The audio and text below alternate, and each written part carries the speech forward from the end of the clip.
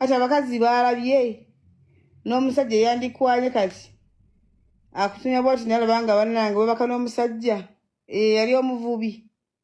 mu 100 nga bayaddera nga mukazi wattu kale oli awo otambuza biwuka mu kabina kati ne woozi nabo oti onyenya biwuka byereere betulaba byonyenyanyenya kali yawagita bode omubiri tegukyali mu supu kati tutwala biwuka byonyenyanyenya ate mbalimbi esi balimbi oyo mwana omuto yayokyadde wandisigadde ne buli obwana bunno obuto buliki bali wakatali ki wandisigadde ne buliki ekisajja ekikulu nekijja nekikubba kuliki nekikugulya Range Rover nekizimbira mama we ennyumba weyo ne Kalya gye wali olwanirira kwa wanyuzo gawana kanesaddake newoyo wakiri Kalya ekoleki Kalya eve njifunemu Kalya tewatuuka na mukoota yayo si kyekyo teyatuuka na mukoota ya Kalya yatuukamu bweni basomuwe 20 bwini wamami jangu oyimbe basazimu obwana buzeera baby bwe yajja nabo buli kakana kabadde tekava ku nyonyi kana kali very organized life yake moving ka content creator akalungi nnyo akakabyo okufa obufi era bannange kamabulireko omwana w'omwavu obwavu ekizododo kye kibonaabona nze mbabuulira omwana w'omwavu ekisododo kye tekibonaabona kuba omwana w'omwavu tamanyi tali pulandi amanyi kimu kiri omusajja bwenafuna wenneegata n'omusajja njakudde ku bbeeyi rayisi era ndabye ng'abantu bagamba nti afaaki n'ensi ntaleka abantu beeyagale era bo abatunula wala bagambye oyo nto ali kuwini wa mami naye nga mpolampola ffe tubaawo tujja kubanga tugabatuusa akamawulire ag'ennaku omwana mulenzi Fikfa Maika munnange yafiiriddwa maama we Fikfa Maika ono babazaala abaana 2 era ne muganda we ye muto we oba badde oba followinga nti era abadde ayagala nnyo ne muto we naye ng'essaawa eno etwogera maama waabwe atuvudde ku maaso kitalo nnyo era kitalo ddala woboze ngo ogoberera maama ono abadde atera nnyo okwogera ku Fikfa Maika ng'omwana atobye ennyo mu bulamu bwe okufuuka ekyo kyali era yatuuka n'agamba nti omwana wange kyonna kyali takifunye on silver plate nti no omwana wange abikoleredde naye essaawa eno etwogerera bambi atuvudde ku maaso bino bye biri mu bbe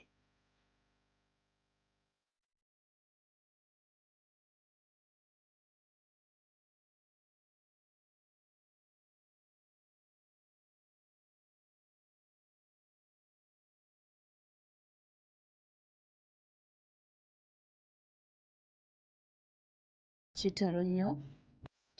nnyo era kitalo ddala tweyongera okuba nga tusabira ab'enganda n'emikwano era tusabire n'omugenzi mukama abenga amuwa ekyomula ekirungi eyo tuvuddeyo ono agambye nti Eddie Kenzo bamuwa ebimuli bye ne twebuuza ebyaki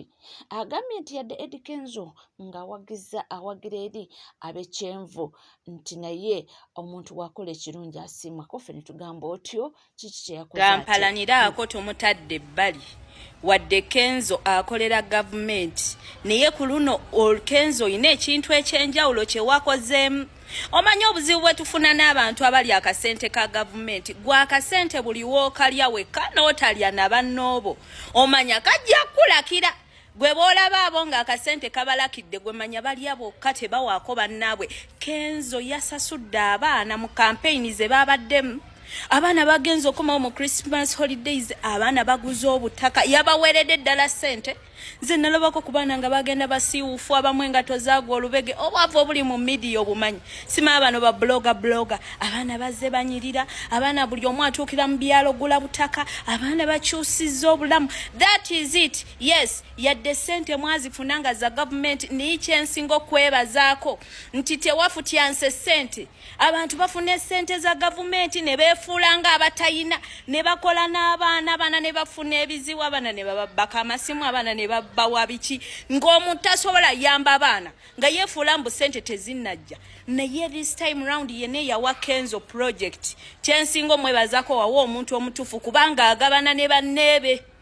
Yes, kyonna kyekiri oba ssente za gavumenti naye Kenzo mweno season gyensinza omwebazaako. For the first time campaign za Uganda bukyanga zibaawo ze zino campaign abaana bano abaabulijjo abatamanyi bintu mbu bulijjo abanene bagabana bokka nga beegabanya bokka nga we bali eyo. Naye ku luno n'omuntu asemberayo ddala wansi ku guno omulembe gwa Kenzo yafunye ssente abaana bakyusizza obulamu. That is it. Yes, kirungi kuba Kenzo naye ghetto youth embeera agimanyi olwafunye kye yasoose okukola oba kale yakipinze nnyingi naye kye yasoose okukola yagabanye n'abaana ddala paka ku mwana owa wansi buli omu yakyusizza obulamu. Wulira nakano obulimba bw'abaami ono nti musajja yamukozesa ne yeewola Saralerooni n'agenda akole. Bannange story eno katujulize. Jomi yakoze interview n'agamba nti omusajja yamulimba n'amugamba yeewole $15,000,000 ng'ayita mu nkola ya Saralerooni azimuwe yagenda ebweru ku kyeyo. Jomi n'azeewola ng'ayita ku Saralerooni. Kaakati kambabulire Saralerooni y'abantu abakola naye nga omusala gwawe bagubasasulira mu bbanka. Bw'oweewola ssente banka ekuwa ssente yo neebanga eyina omutemwa gwesala ku musaala gwo tebakubanja banka tekubira masimu wabula omwezi kasita gukoona bwe paba bakama ba oluziteekayo banka nga yejjako ezaayo. Omusajja yamugamba weewole $15,000,000 ekyembi bwe yatuuka e Bulaaya n'amubulokinga. Kiddemu ogambe n'amubulokinga. Ngenda kuwa full story eno so olabye video eno clicking ando mukafaananyi kange ojja wano ku akaunti yange. Omukyala full figure ayambalidde Nobert Vance n'amulangira nti abadde ng'abeegayira abakubira amasimu nti naye ate kyewuunyisa nti oluvuddeyo interview gy'akoze. Olaba big size takoze kiwaatule kumwena namanyi lwaki Bebeku takoze kiwaatule era njagala obategeeza abantu abalina Bebeku around mutandika okwesotinga amawulire ge mukola byo bye nabagamba ono alowooza nti avumira Bebeku byataliimu yazeko mukomera yakunonyeyo obadde mukomera ng'otukubira ffenna amasimu nga muntu wegayirira ng'ogamba nga bw'olina ebirwadde simanyi olina sukaali simanyi olina biki kabeera minisita ne mutolo obadde omwegayirira si yakusiba Kenzo obadde omwegayirira nze obadde onneegayirira naye nalaba interview ne ngamba Katonda ono yakola binyo okwekweka naye singa ensi emanya ku bizibu by'olina nti n'omuzigo tosobola kugusasula singa ensi emanya ku bizibu by'olina nti n'okumakinga ekyemisana bw'oba togenze mu balakisi kusimba kawunga wali ensambi tosobola kulya wajja ononyeze ku alien skin amasannyalaze ozimbe platform. Abayimbi abamu njagala obategeeza abo abantu mbu baba wagira mbu simanyi baba eripako mbu simanyi ono azunga atavaawo simanyi ani anoonya kuzimba platform tolowooza nti akwagala anoonya kuza kapeji ku polisi yabeerawo simanyi bwa yabeerawo yasooka mu kusonda ya asondanga nekyokwata kirina omuntu ali supposed okusonda ssente alina okubanga ku akawunti ye kuliko banga asoose okuteekawo nganze wenakola ku alien skin teekawo olina mmeka nze ndaba kwano ssente z'abantu ezibasonze ne zibula nnyingi era ng'oyo omukazi omwe yazisonda ne ku donasi abasonda ssente ne zibula waliwo omwana omalera gwe bakwata ne zibula era ne bakwata obalama era nze zaalama naziwa nze ssente zinawaayo okulama naziwa nagano zimuwa naziwa Frank Abawo nemuga gobo zitwala nawe yagala gye kubala wa ombo ina abagoberezi akuli from no tewali akumanyi mbovu mabad Bebekulu tolowooza nti ajja kubeera mu bobulamu Bebekulu kati ali ku level ya wa minister ndo akyabala mu kiraba kyakolera mu kiraba kale se ondeka mu konchari bi kyakolera mu kiraba mulabe mwana bebe cool jana kumunonya ku stage akubuleko ojja kunonya bebe big size ku stage akubule lwansonga ki ngotunulabe nkubuuza kibuzo kimu lwaki takoze kiwatule busobozi bwatayina bebe cool alina abantu bebatamba nabo bafani be lwaki takoze kiwatule bebe cool ali mu psychologically mura bala mungabo yatandika okubala ekintu yasoka naddayo nasoma kyekikye nabagamba ti bebe cool ne Kamili singa kati ba advisors ba music tola kyogenda kugamba Kamili nayimbe kikyatayimbako kikyatakodde eggwanga bebe cool kikyatayimbyeko Kamili ni kikyagenda okuyimbira nkyogere Kamili is a legendary bebe cool is a legendary buki basobola okukola bakikoze bakiyimbi ojagala bayimbe ki tebena suppose kuda kustaji kwesunda goyagala njogere go kyagala kulira mbokato luseke kiri ngendo kuba bebe cool bandemeso kuyimba nenvayo ne campaigning ebyange nensasulwa lwange nze ni mugezigezi mukwano mukama akummange kyana kuwa omukisa n'amagezi bebe jatuka nange jentuka mubu atutula wali na signing nga ne signing nga kasaba nja ku list yanjijako yagamba yo manager we nanjijako simple tekingana kwogera ate kirungi ngatuvudeyo mwakalabye nnako lwegulo president w'ekibiina kya NUP yakomyewo waka abantu ne bamulemerako ne balemerako ye kenyini yagambye nti mubaleke bayingire wano waka naye munnange lwe bayingidde nga lwaki tebalemerako tetwagala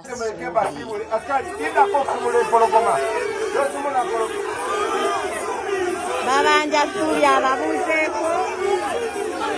abana esubi yebase abala suli ababuzeeko babanja suli bagamba netta suli atubuzeeko nabe alabika yebase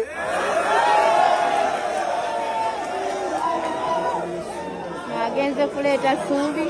laba suli n'atuuka suli tanneebaka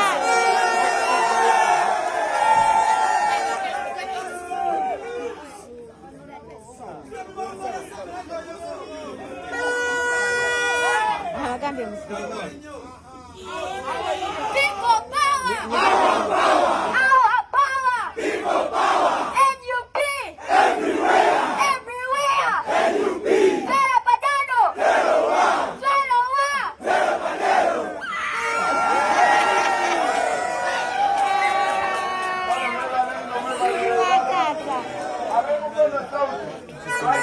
mujjukira ambasada yayogera ebigambo ebikankana ng'ayogerera abaana b'enkyukakyuka kakati naye olwaleero afunye ebibye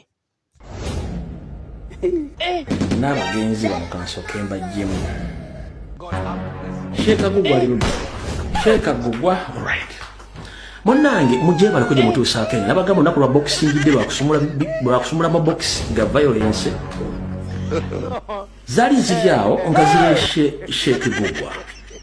amyuka ambasada wa Uganda e Saudi Arabia ng'ajja atokomoka omugambo ng'alumba Kyagulanyi alumba enkyukakyuka kumbe ne Sheikh Agugwa nabaga buli awagira NRM alina ebikolobero ebibye Sheikh Agugwa buno baka bagenda bukuwa era mukutuukeko bulungi ekisookera ddala Sheikh Agugwa naye ali mu lukwata gita singers ani amanyi lukwata gita singers giwandiike wamala okunywa ku mazzi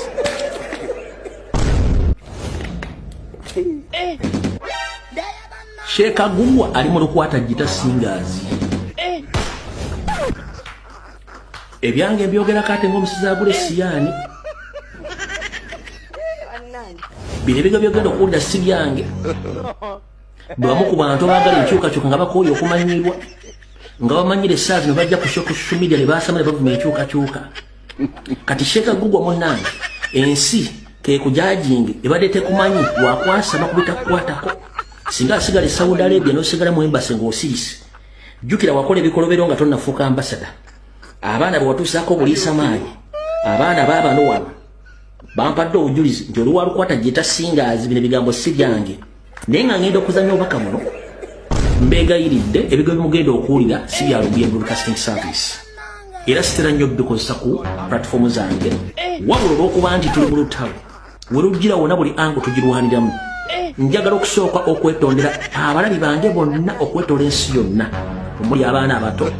abantu abakulu abakadde bajjajja ebigambo bigenda okulimu biwaawazaamu okumatu naye olw'olutalo luno for the first time ozikirize nzanye ebigambo bino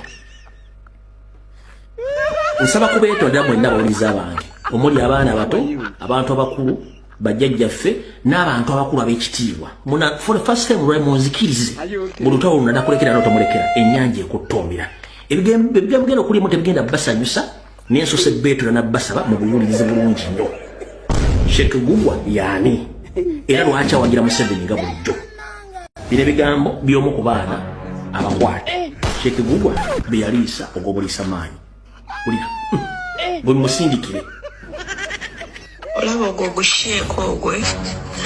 gushiika gwatusomesanga oluwalabu Kawempe Pub naye ogwo gushiika gwebaka ku baana abato twali mu senior 1 ogwo gusajja gwebakanga ku baana tugenda otegeere nga ffenna mu kiraasi gutwebaseebaseeko okitegeera kuva ddanga gulina ssente gulabika kuva ddanga gukolera Museveni nga gubeera ne ssente gujja mu kiraasi gubasomesa bw'oyogera ansa ne gukuwa ssente kati bwe twamalanga kiraasi nga gwe gusiimye gukwesembereza ne gweyogezayogeza naawe okitegeera ne gukuwa ssente ne mumala ne gukuwa endagiriro tugenda kwesanga bwe bati okitegeera jjukira Kawempe Pub teyali strict nnyo okitegeera kati ng'abaana bafuluma ebweru oyo omusajja yali abaana okuva ku senior 1 paka ku senior 6 ne baana aba senior 1 teyabataliza yandiridde bakiri aba senior 6 kuba bo baba bakulu naye naffe aba senior 1 yebakanga ku buli omu ffenna yatuwebakangako esheeyo yakwata abaana abatoyo akwata abaana abato jjukira ffe senior 1 twajoininga tulina emyaka 13 kitegeera twalina emyaka 13 kujoininga senior 1 P7 tugimala tulina emyaka 12 oyo omusajja arepinga abaana abato naye olw'okubanga ali mu gavumenti kolera Museveni ne bwogenda n'omuwaba ku poliisi okitegeera awaayo ssente ne bamuta n'atambula n'agenda mwolwo olusolo olwamukogga talina susu nde bwewamulidde alaaja nambu nze njagala nnyo Pulezidenti Museveni okusinga ne mukyala wange ali ewaka alina akasolo nga olaba buno obugalo bwa Nasswa obusembayo bwe bugalo bwe alina ogunege gunena akasolo katiriwe katyosheeyi nze nsobola omulumiriza bye baba bandeese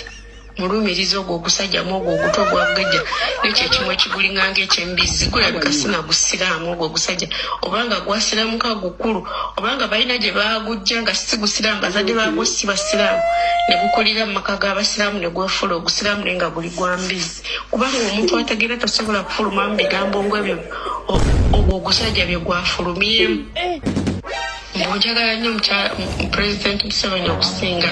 mukyala wange ow'ewaka gwesirwaza ogwo ogusajja mwe mugukanulira agaasi agalimu ebijonjo nkubuulire tisha Lumbuye oyo gugwa taboonoonera biseera taboonoonera budde ogwo ogusajja ogwo owulira oyo omusajja yatukozesa nga tuli mu senior 1 oyo gugwa akwata abaana abato yatukozesanga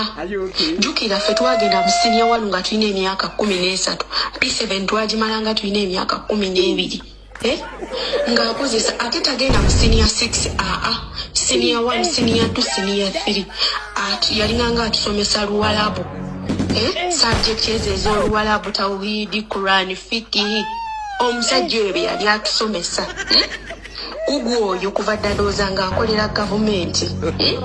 abaana abafunye embuto za Gugu oyo nga tebanneetuuka bangi bali omwo mu Uganda oyo Gugu alina emisango oyo agenda n'abribinga yeebaka ku baana mu ziroogi abatannaba kwetuuka oyo Gugu tumuyinako obusungu lwakubanga tusirika yatukozesa ne bakwano bange bonna nze nsobola n'obboogera era nga bampise ku poliisi mulwiriza naye nga bw'omanyi embeera ya wano mu Uganda osemba nakyo ng'omuntu ataddeyo ssente naye saagala mumale budde kwogwo ogusajja gugugwa tegutegeera omuntu w'otuukira okukozesa omwana omuto wa siniya 1 yatukozesanga nga naye n'obusente bwakuwa butono lwakuba twali tetumanyi ssente ebiseera ebyo oyo omusajja gugwa ate alina akasusu akatini bwe kati katini nnyo bwe kati kalinganga kana katono laba twabanga musinyawo naye ng'okalaba katono kati ne bwe wamuwulidde agamba mbu ayagala nnyo Museveni okusinga mukyala we w'ewaka talina mukyala ali awo mbu amwagala lwakubanga tasobola maka ebyomumaka tabituukiriza tabirina alina lususu lutini nnyo weruti alinako kinege kye kinene kati mu lususu lwolwo olutono azaalazaala buli wamu mwakwatira n'abaana jjukira bw'aba akwebaseeko engeri gy'alina akasusu akalinga akagalo takukosa like nti bategeere oba wayisiddwa bubi kati oyo gugwa temwonona naye budde yakwatanga abaana gye bali era basobola okujja ne banjulira aboka w'empepambo oyo omusajja mubi nnyo oyo gugwa oyo nze ate nina ekirowoozo nti gugwa balabika bamuleeta buleesi mu famire mwe yakulira nga si musiraamu